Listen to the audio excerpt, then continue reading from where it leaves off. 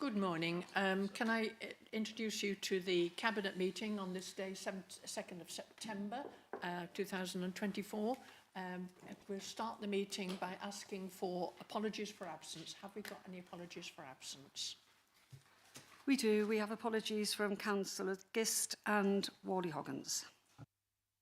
Thank you very much. And have we got any disclosures of interest? No disclosures of interest. Can we move on then to item 3, which is the minutes, and I ask the Chief Executive to make an amendment that I believe there's an amendment to be made to the minutes. Thank you, Leader. Just a minor amendment. On page 9, minute reference 138, at the end of the second paragraph, reference is made to accessibility Stratford. It's actually accessible Stratford, so we'll make the change into the minutes. Thank you. And thank you very much indeed. That's taken on board. The next is Part A, matters to be referred to Council. There are none that I've been notified of.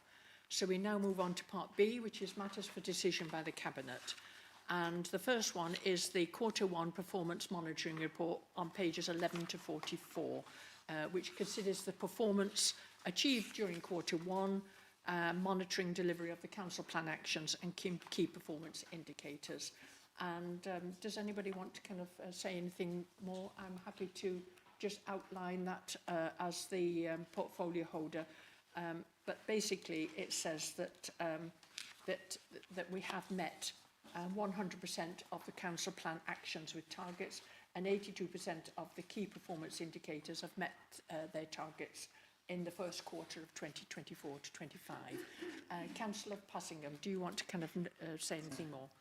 Yes, I note that where are we? That facilitate more opportunities for residents to use alternative modes of transport. Oh, sorry. Facilitate more opportunities for residents to use alternative modes of transport, and the action there is due later, but it's restoring your railway update project underway, with consultants appointed to refresh the strategic outline business case for reopening Long Marston to Honeybourne Link.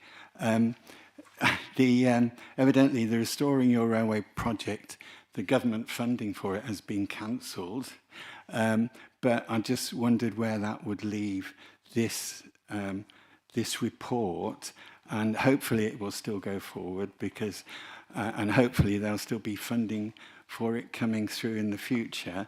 But I mean, it's an important part of facilitating alternative modes of transport, really. So I just wondered if there's any news on that. I don't know whether there's received any news on it, but one of the things that heartened me was that the current minister, I think her name is Louise Haigh, has actually said that she is supportive of active transport. It's something that I feel very strongly about. I've been working with and supporting the Green Shires, Two Shires Greenway project, which works in Ulster, to Evesham to Ulster and on to Studley and on to Stratford for cycleways. I hope it's something that we can continue to support and push for. I would like to have, I can get you an update on exactly where we are on it, because it's something we shouldn't lose sight of. I don't know whether Councillor Coucher can add more to that. Clearly, infrastructure is one of the key issues in relation to the preparation of the South Warwickshire local plan, and we do have considerable challenges south of Stratford, and rail is one of those potential solutions, and we will be making, I think, strong representations to government about how important, if they want to build additional housing in the district, then we need to have the transport infrastructure to support that. Councillor Crump. Thank you, Councillor Janet. A couple of things. One, to do with actual reports and when they're available. Overrun Scrutiny Committee wanted confirmation when the Jacobs and Vectos report... Excuse me, Councillor Crump, could you just speak up a bit? I'm Sorry, afraid I yeah. didn't hear what you said. Yeah, no problem. I failed. I must apologise for that. I normally get told to shut up, and they don't want to listen to me, so just forewarning that, so apologies. Could the Cabinet please confirm when the Jacobs and Vectos report on transport in Long Marston will be available? Councillor Coucher, are you able to confirm? I understand that those have been released and should be circulated to members, so I'll raise that later today. Brilliant. And the other one relates to the Corporate Peer Challenge. It's in CP1C and CP2B. First of all, yeah, just because obviously the Peer Challenge was undertaken in March 24. Obviously, we're now just in September, so it's been out a good while. So it'll be when the final report, when that's likely to be finally out. And just, there's different deadlines as well. It might be I've misunderstood, but on CP1C, it's October 24. The council will invite the LGA. Yeah, in CP2B, it's August 24. So again, just some confirmation is there as well. Can I ask the Chief Executive to clarify that, please? I'll do my best. I'm struggling to find CP1C on my trip start. The action plan was actually considered by the Cabinet in June, so we have approved an action plan. We do have a report, though, coming to the October meeting of the Cabinet to give a progress update on the delivery against the action plan for the Corporate Peer Challenge. So both the Peer Challenge report itself and the, if we're talking about the Corporate Peer Challenge at this point, yeah, both the Corporate Peer Challenge and the action plan were published in early June, and we have a monitoring report coming to the Cabinet in October on that report. Thank you. Is that you know, okay, so the action plan has been published, it's the monitoring report that's been referred to. Okay. Okay. And so any other questions? Councillor Curtis.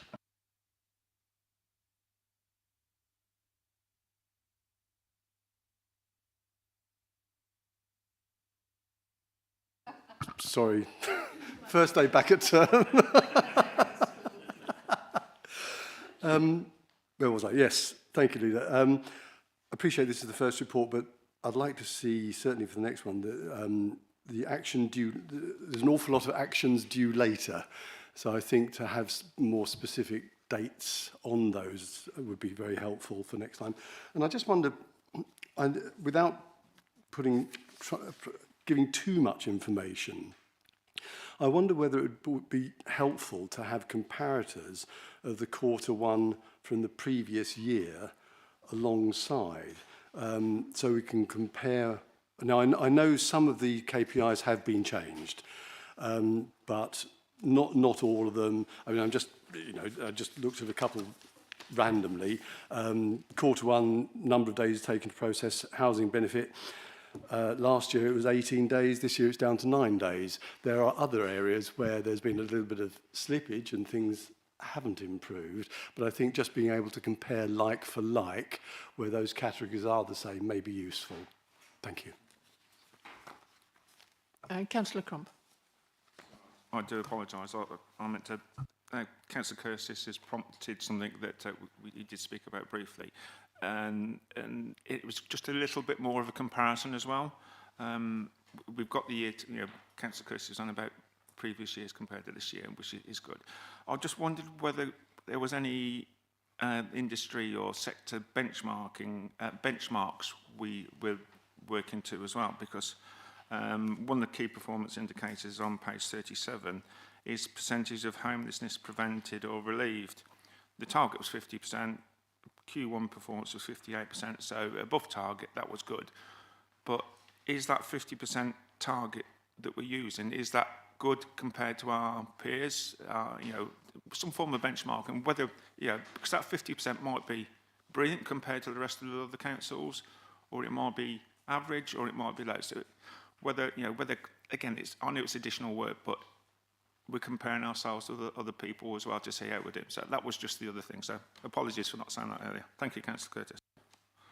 I'll bring the Chief Executive in. And thank you, Councillor Curtis and Councillor Crump, for your questions. I think two things. For the comparator, we want you to have information that's useful to you to do your job as the Cabinet of the Council.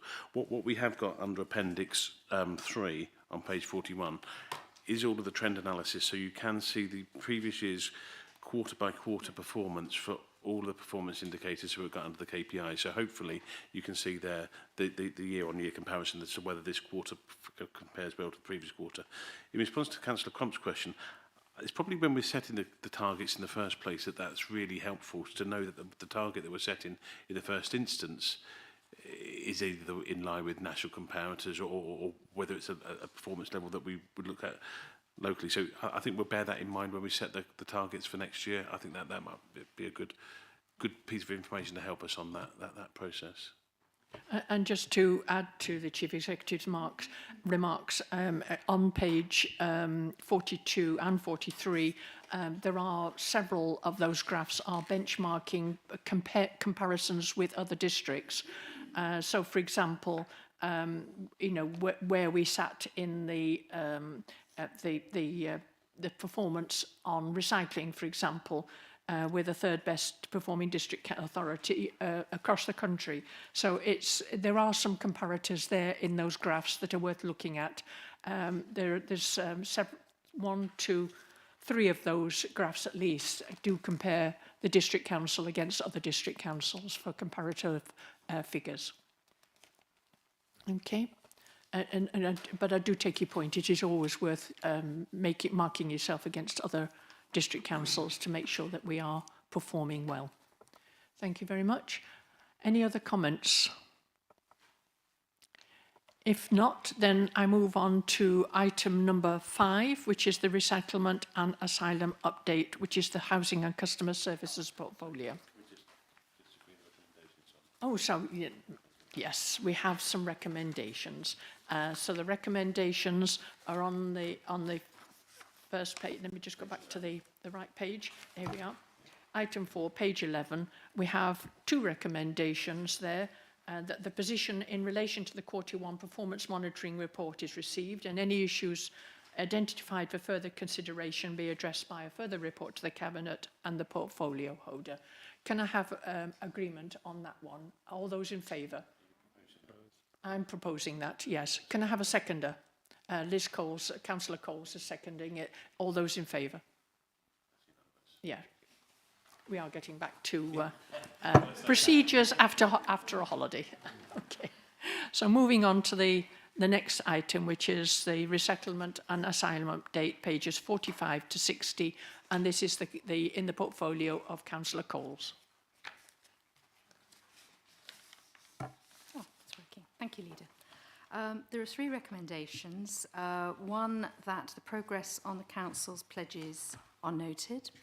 The second recommendation is to take the decision to work with local registered providers to develop an additional housing option for those using the UK resettlement scheme, Afghan relocation allocation policy, or the Afghan citizens resettlement scheme routes to enter the UK by authorising officers to accommodate these groups within social housing as well as the private sector, thereby enabling the Council to increase the number of arrivals and maximise performance against the pledges, i.e., in other words, to meet the pledge, and that delegated authority be given to the Head of Housing, Revenues, Customer Services, in consultation with the portfolio holder, to approve spending of the asylum and dispersal grant and, where appropriate, make awards to third parties who are delivering qualifying support and integration activity within the district.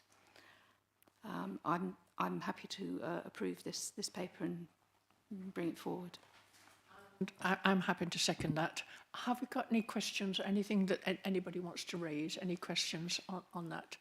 I mean, the only thing that I want to say is that I haven't really referred to it before, but we did have a letter in November last year from the Ministry of Defence, actually with considerable amount of praise for the kind of work that this council and the officers are doing to meet the ARAP policy and other policies. So I draw that to your attention. Anybody else want to raise any questions? Councillor Crump. Yeah, I think we discussed this at OSC on Friday. Three things that came out.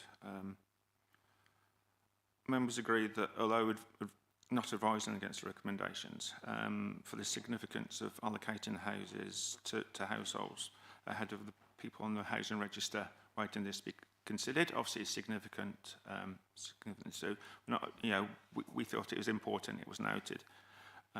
Obviously, we wanted more information on the housing register, the allocations and the implications on households waiting. And I think some are starting to be provided already, so I think this came out today. That's very helpful.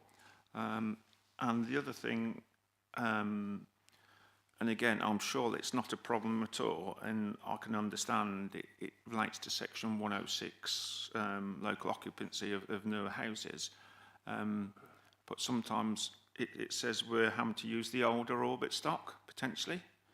And I know they probably will be okay, but if somebody just saw that in isolation, could be saying, oh, we're just giving the older stock to these people and not. So again, I think there's some communication around that to saying these people are likely to be having older orbit stock because of the Section 106 local occupancy rules and regulations that are tighter or more pertinent with newer properties. So I think that's just some communications. And I think, we discussed that one. I think some reasonable points.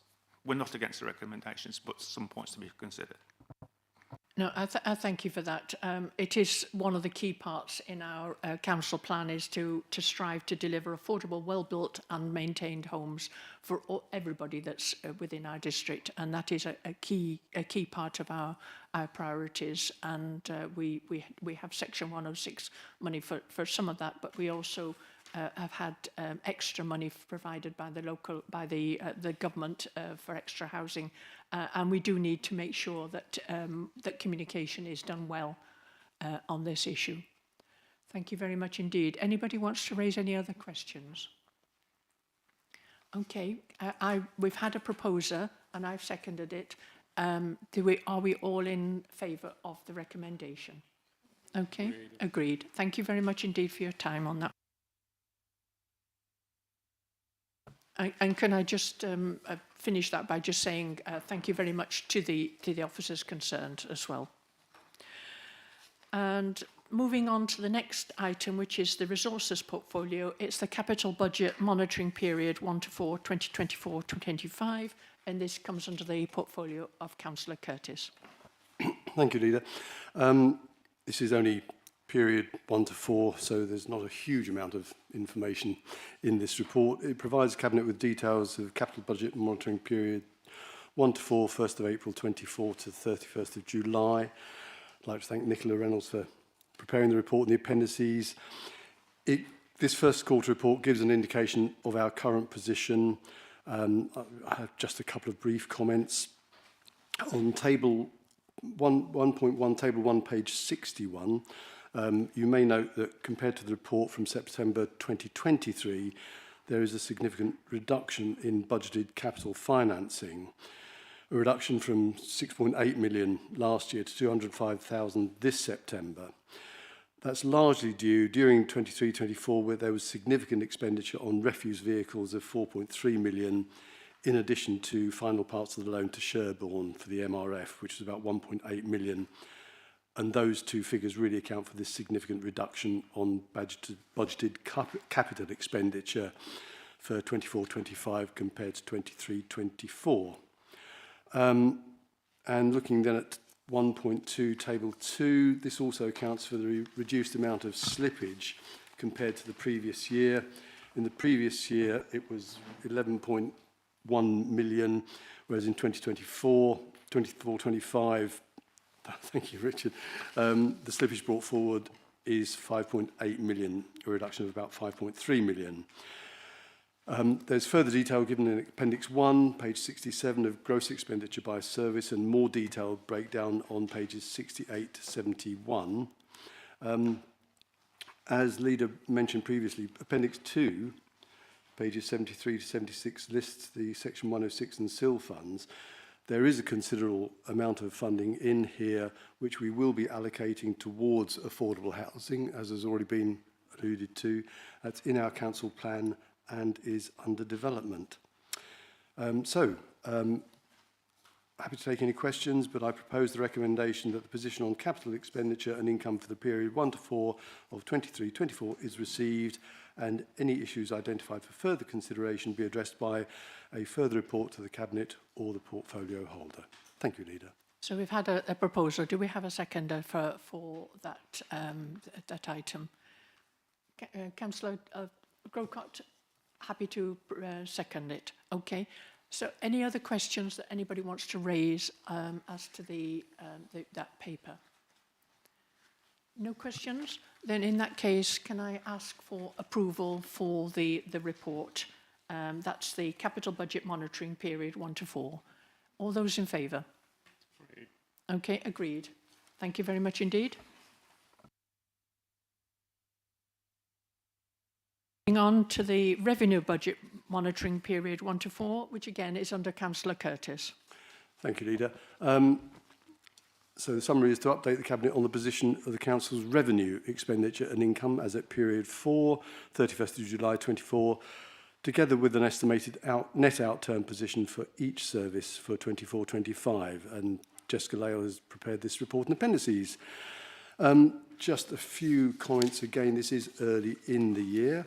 So if I can find my page. 2-1, page 77. The estimated revenue outturn has improved from an estimated unfavourable outturn of 597,000 last year to an estimated favourable position of 400,000 for 24-25. This is only a report for the first quarter, but it is an encouraging indication. 3-1, page 78. As previously, these write-offs are within expected parameters, primarily the result of either personal bankruptcy or residents moving on, leaving no forward address. If residents return, efforts are made to chase outstanding debts as required by our Constitution. Moving on, 413, further down page 78. Planning enforcement shows an unfavourable variance of 265,000 due to HS2 salary costs. Planning income is under budget following changes to planning legislation, but applications are forecast to increase later in the year. But we do, of course, await details of the new legislation around planning applications. So there's a little bit of unknown in there. 414, page 78, off-street parking revenues are lower than budgeted. There has been an expected loss of income from Fisherman's Car Park due to the Warwick roadworks. And I think, Richard, is that about 20,000, 30,000? Yeah, I believe so. Something in the region of 20,000 or so. And poor weather during the first quarter, which even this administration, I'm afraid, has no control over, does have an adverse impact on parking revenue. I think what we may want to note is that the fall in town centre off-street parking may be an indicator of the broader economic health of the town centre. So that's something to be addressed outside this particular meeting. And a year-end unfavourable variance of 85,000 currently. Just a couple more comments. 512, page 79. Refuse collection shows an unfavourable variance of £25,000 due to low levels of recycling rebate forecast at 225,000. And this has been offset because we've been able to borrow internally rather than externally. But I think I'd like to ask Mr. Burrell to give probably a clearer explanation than I can of how that works. Richard, do you mind? Mr. Burrell. Yes, thank you, Councillor Curtis. Yeah, you're quite right in what you say. The recycler income is not at a level that we budgeted for. That's down to market conditions and additional transportation costs.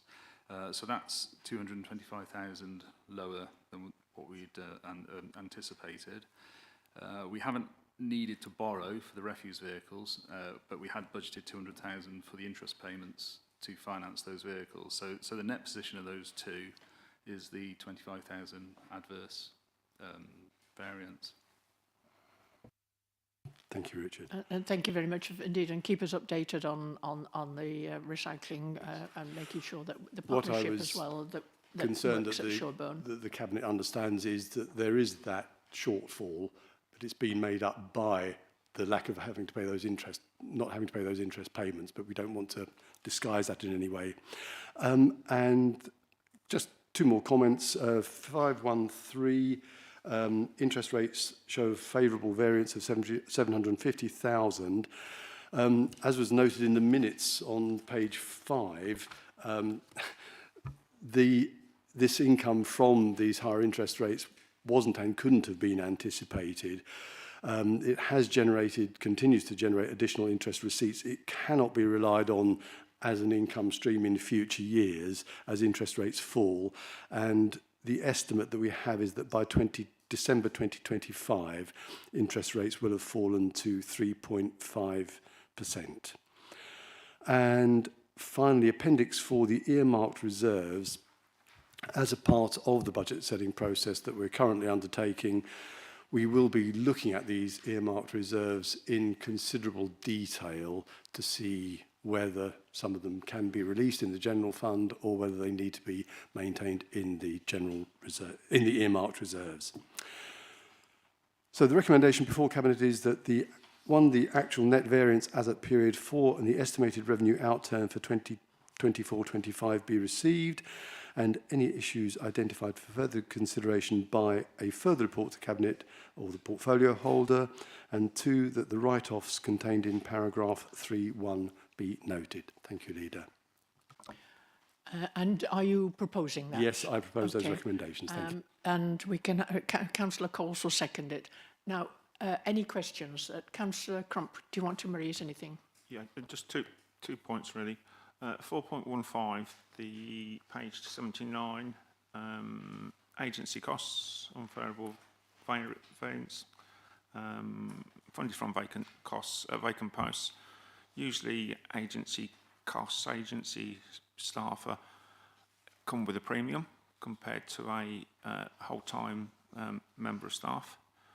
So again, if you're using the same budget, you will be getting usually less hours than a whole-time member of staff. So are these vacancies due to specialisms that have been finding difficult to recruit to?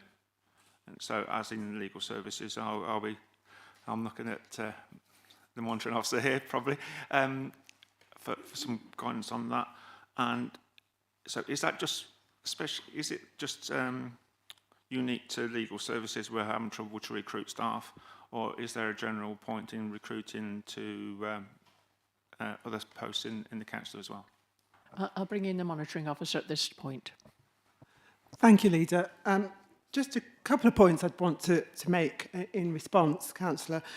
Firstly, for legal services, it's correct we are using agents, but perhaps it's a point that needs looking at. We do actually charge for some of the services that we provide to Warwick District Council. So I'm not sure if this figure represents the proportionate pro rata payment that we were expecting back from WDC, which we actually make requests for on the quarter, not straight away. So that's the first point I'd make.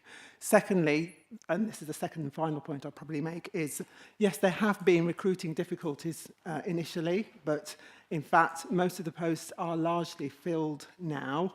And in fact, one of the posts that we filled permanently most recently was that for the legal services manager, who was appointed just last week. And there is now a recruitment that will need to take place for the role that person stood in previously.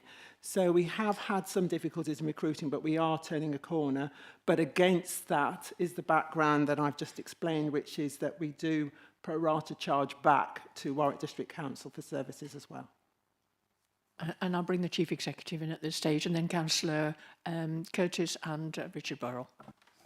Thank you. I'm not talking to figures, Richard, so you're all right. There is the issue about recruitment of staff, the more general issue, and councillors be aware we've agreed the staff strategy recently, which identified that recruitment and retention of staff as a real priority for the council, and we've got a number of actions in place, including the implementation of an appraisal scheme and career graded posts to try and help with that issue of recruiting to, in some instances, are very difficult to recruit to posts. So it is an issue.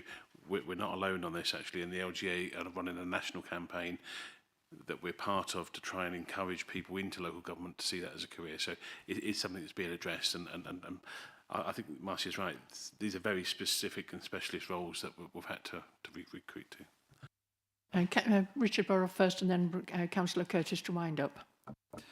Yes, thank you, Leader. Yeah, if I could just respond, on page 85, that 101 is a figure as at the point in time, so it's as at period 4, so it doesn't include the recharge that the monitoring officer is referring to. The estimated outturn for that service is 0, so we anticipate it will be managed with internal vacancies and recharges in total.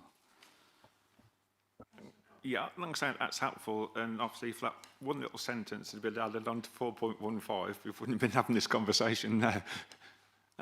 You're right, we have currently got an unfavourable variance at 3:45, so that's right, it's a matter of fact, you can't deny that, but just a little, by the end of period 12, it's likely to be nil because of X, Y and Z. So, yeah, just...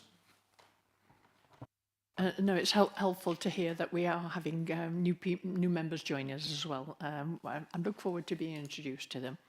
Thank you very much indeed. And now we've got the, it has been proposed and it's been seconded, this report. Anybody else, any questions? If not, then can I ask for approval? All those in favour? That's unanimous. Thank you very much indeed. Then moving on to part C, which is issues arriving from Overview and Scrutiny Committee. Councillor Crump, I believe you may want to raise anything. Very briefly, because I think it's a good idea that we're raising the points from OSC when they come up on the Cabinet agenda. I think it's just very couple of things. Obviously, some members of the Cabinet were attendance on OSC. We had a lively debate around the flooding issue with representatives from the Environment Agency, Severn Trent, and the County Flood Risk Manager and the portfolio holder from the County Council. There's quite a bits of information that we're requesting, issues that highlighted with flood zones being out of date and the impacts on planning. We questioned about whether the budget for the Environment Agency for all their works would stay the same in light of recent changes to other budgets that the government are using. He says trying to be as subtle as possible, but I think we all know what I'm about. And we received some assurance that potentially 25-26 would be likely to be the same. But obviously, if the Environment Agency budgets are cut, it could have potential impact on the capital works, particularly in the areas such as Shipston and Shushers, Stratford and also Ulster, as we know. And we've also made some more contacts with different agencies so there's better reporting, because I think in cases with the Environment Agency and Severn Trent to date, some of the responses have been quite good, but some of them haven't been good. So I think it was Tim Smith, the regional director from Severn Trent, committed to being more transparent and open and trying to contact residents when things are happening, because I think there was a void where that was happening. So yeah, that was really impressive. They did a good job, to be fair. We've got the annual work programme for the OSC, which will be going to full council. Is that right, Mr. Buckland?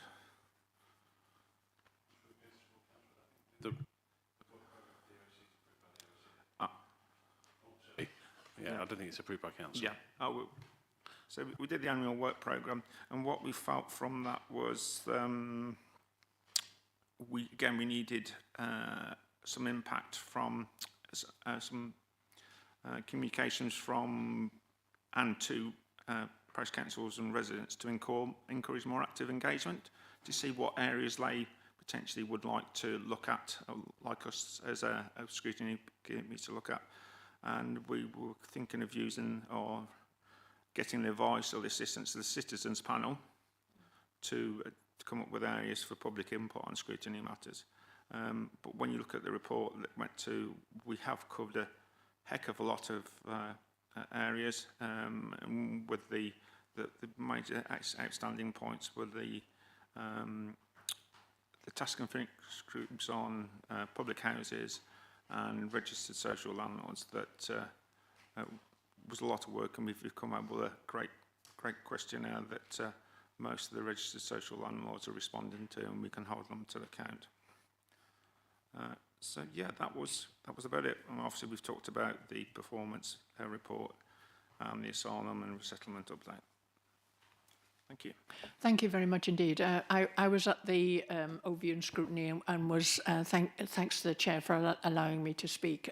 The contacts that we made there were very valuable, and I do hope that that leads to good partnership working between this district council and the bodies involved in prevention, flooding prevention. Although they're not. It's not only the ones that were present. There are others that need to be involved in not only the county council but other bodies on natural flood management and our planners, for example. But it's something that we can build on, and I've made sure that I had all those contacts to follow up on. Have anybody else wanting to raise any particular queries about the Ovian Scrutiny Committee report? No? Thank you very much indeed. That's really appreciated. And moving on then to the cabinet committees, there were none on block items, and unless a request has been made at the start of the meeting for the item to be discussed, we take them on block, and there's been no requests. So that is the membership development working group, a cash management working group, and there's been we just take them on block. Are you happy with that, everybody? Okay, thank you very much. And then we move on to part F, other matters. I've not been notified of any other matters or any other urgent business. So at this stage, we end the cabinet meeting. Thank you very much indeed for your time.